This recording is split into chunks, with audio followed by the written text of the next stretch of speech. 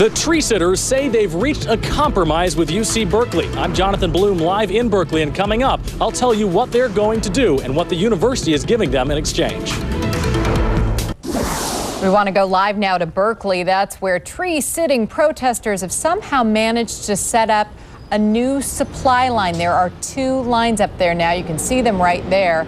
University officials don't know how they got the lines back up after they were cut down. KRON 4's Jonathan Bloom is live with the latest details. Jonathan? Well, Heather, it looks like something straight out of a Batman movie, and frankly, it's pretty similar. The tree sitters won't say exactly how they got those supply lines up there, but they are stable enough to hold not only backpacks full of food and jugs full of water, but also people. Let's take a look up there, and you can see there are a couple of cables that are stretched across the street there from the oak grove toward the left of your screen to a large redwood tree on the right side of your screen. That's across a busy, divided boulevard, and the university spokesman characterized these stunts as very dangerous. But the tree sitters have said just in the last few minutes that they have reached an agreement. What you're looking at now is videotape of what could be the very last tree sitter to go across that line before the tree sitters take that line down as per their agreement with the university. They say they're going to take down those lines, they're going to take all of their people out of that redwood tree, and they're going to only add one more tree sitter, that one who you saw there in the videotape, to the tree for a total of 4. But they say the man who actually rigged those lines up will come down and identify himself to police.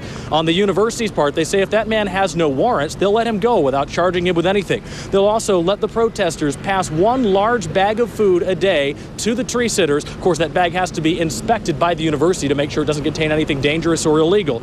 Now, the tree sitters say that they're happy with this because it's something new. Until the university has never been willing to compromise with them until now.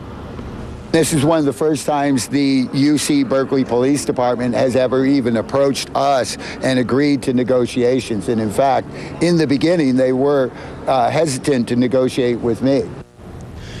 Now you're looking at a live picture of one of the tree sitters standing up there next to what they call the God Pod, that large cradle up there in the tree that only a couple of weeks ago we saw one woman shaking violently as she was there having a confrontation with a couple of the university arborists who were in cranes trying to talk the tree sitters down from their perches.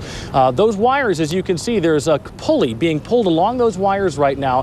That could be an attempt to get a last jug of water or a last backpack full of food across that, or it could be the first step in actually taking those wires down. Now, the tree sitters say the next 24 hours are going to be critical because they have only 7 days to appeal the court's ruling giving the university permission to bring down those trees and start construction. Tomorrow at 5 o'clock is when the Berkeley City Council will meet and decide if the city, which is one of the 3 petitioners in this court case, is going to file an appeal to a higher court and take this case to the next level. If the city does, the tree sitters say they're committed to remaining in those trees. If the city doesn't, they haven't said they're going to leave the trees, but they've certainly said that their next move depends entirely on what comes out of that meeting tomorrow night at 5 o'clock. Live in Berkeley, Jonathan Bloom, KRON 4 News.